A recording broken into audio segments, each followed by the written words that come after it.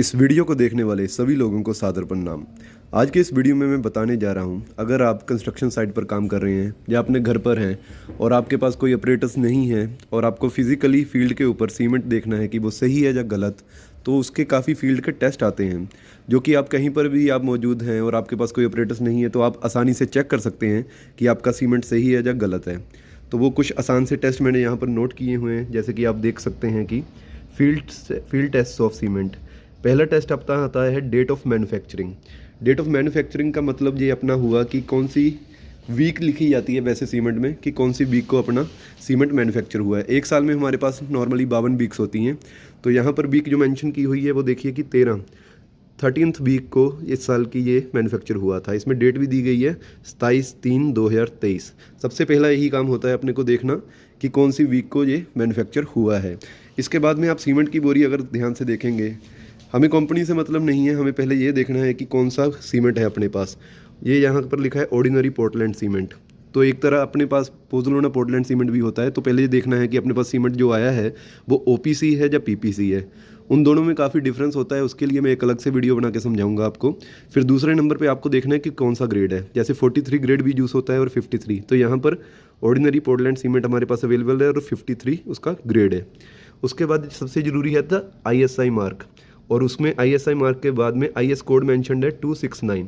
ये तीनों चारों चीज़ें चेक कर लेनी है। अब मैंने मैन्युफैक्चरिंग वीक की बात की थी, तो हमें ये देखना है, वीक देखना इसलिए ज़रूरी है कि ये कब मैन्युफैक्चर हुआ था, और जब से ये इसकी मैन्युफैक्चरिंग वीक देख लेनी है उससे 3 महीने तक हम सिर्फ सीमेंट इस्तेमाल कर सकते हैं। 3 महीने से ज़्यादा अगर आपका सीमेंट पड़ा हुआ है तो वो इस्तेमाल करने लायक नहीं बचता। अपने पास दूसरा टेस्ट आता है सीमेंट का कलर।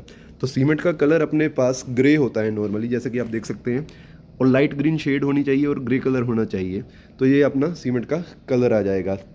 तीसरा पॉइंट होता है प्रेजेंस ऑफ लम्प्स। लम्प्स होते हैं अपने डले, जहाँ थोड़ा हार्ड हो जाता है सीमेंट मॉइस्चर की प्रेजेंस में, जैसे कि आप देख भी सकते हैं ये हल्के हल्के लम्प्स बने हुए हैं। तो ये देखना बहुत ज़रूरी होता है कि उसमें लम्प्स प्रेजेंट हैं कि नहीं है। अगर लम्प्स ज़्यादा प्रेजेंट मात्रा में हैं तो आपका मॉइस्चर के कंटेक्ट में सीमेंट आ चुका है और वो ख़राब हो चुका है। तीसरा टेस्ट है अपना temperature inside cement bag. Cement की बोरी आपने ली, सबसे आसान टेस्ट है। सीमेंट की बोरी आपने खोली और उसके अंदर आपने हाथ डाल दिया अपना। हाथ डालने के बाद आपके हाथ को अगर ठंडा महसूस हो रहा है, मतलब आपका हाथ फील कर रहा है ठंडा, तब तो सीमेंट ठीक है। अगर आपके हाथ को गर्मी लग रही है, वार्म महसूस कर रहा है, तो इसका मतलब उसमें हीट ऑफ हाइड्रेशन से रिएक्शन हो चुकी है और सीमेंट गर्म हो चुका है, तो वो उतना सही नहीं माना जाएगा। इसलिए अपने पास अगर कभी भी बोरी में हाथ डाल के आपके हाथ को ठंडा फील होता है तो वो सीमेंट ठीक माना जाएगा। तीसरा टेस्ट होता है स्मूथनेस का। स्मूथनेस में कुछ नहीं करना, आपको सीमेंट लेना है और चुटकी में अपने हाथ पे रगड़ के देखना है। अगर तो आपको स्मूथ फील हुआ कि मतलब मुलायम है, तो अब तो सीमेंट ठीक है। और अगर उसमें थोड़ा आपको रफ़ फील हो रहा है तो उसमें अडल्ट्रेशन हो सकती है सैंड के साथ में, कि उसमें मिलावट होगी। तीसरा टेस्ट होता है वाटर सिंकिंग टेस्ट।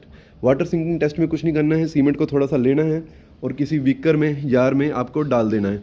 तो वो डालने के बाद कुछ समय के लिए आपका उसमें वो तैरना चाहिए, तैरेगा उसके बाद डूबेगा, तो वो सीमेंट आपके पास ठीक होता है। तो इस वीडियो के लिए बस इतना ही।